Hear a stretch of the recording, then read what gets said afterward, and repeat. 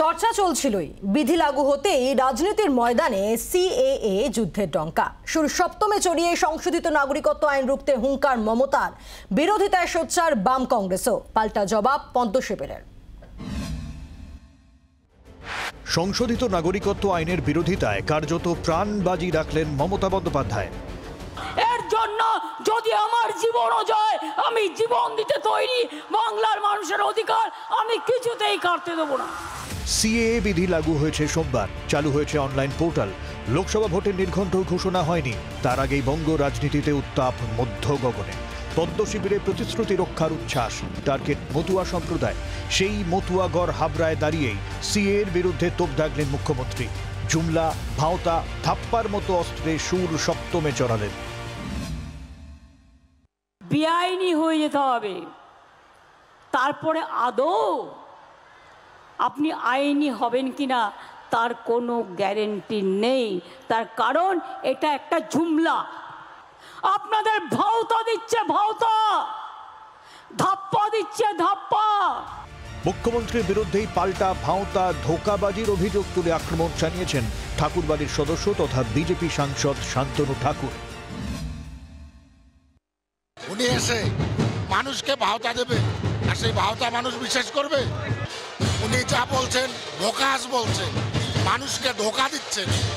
সংশোধিত নাগরিকত্ব আইনের বৈধতা নিয়ে প্রশ্ন তুলে মুখ্যমন্ত্রীর বক্তব্য, অধিকার কেড়ে নেওয়া হবে। সিএএ আসলে এনআরসি ডিটেনশন ক্যাম্পের পটভূমি। টোটাল ভাওতা, ইলেকশনের আগে যুদ্ধ খেলা। বাংলায় আমরা থাকতে কোনো ডিটেনশন ক্যাম্প করতে দেব না, কোনো এনআরসি করতে দেব না, কারো অধিকার কাটতে দেব না, কাউকে বঞ্চনা করতে দেব না, কাউকে লাঞ্ছনা করতে দেব না। এর জন্য যদি আমার জীবনও যায়, আমি জীবন দিতে তৈরি।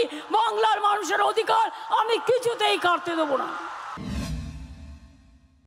এনআরসি আমাদের ইস্যু নয়, আমাদের সিএ ইস্যু। সিএ হয়েছে ভারতবর্ষের এ ক্যাটাগরি সিটিজেনশিপ আমরা পাবো আগামীতে, সেটাই হচ্ছে বাস্তব। যদিও পদ্ম শিবির গুরুত্ব দিতে নারাজ, প্রতিশ্রুতি পূরণ করেছে মোদী সরকার, সওয়াল স্বরাষ্ট্রমন্ত্রী অমিত শাহ।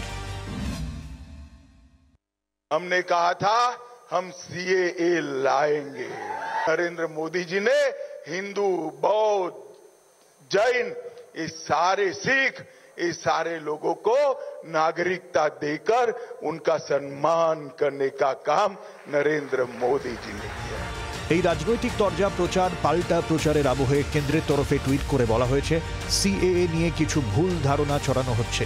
আশ্বস্ত করা হয়েছে, কারো নাগরিকত্ব কেড়ে নেওয়ার জন্য এই আইন নয়। সংখ্যালঘু সম্প্রদায়কে বার্তা দিয়েছেন শুভেন্দুও। কিছু হবে না, কোনো সংখ্যালঘু মুসলিম তারা বুঝেছেন এটা কারোর অধিকার কাটানোর আইন নয়। মুখ্যমন্ত্রীর পাশাপাশি আক্রমণ শানাতে ছাড়েননি রাজ্যের শাসক দলও। পাল্টা জবাব দিতে সময় নেয়নি পদ্ম শিবিরও। উন্নয়ন বলে বিজেপির কোনো কথা বলার নেই।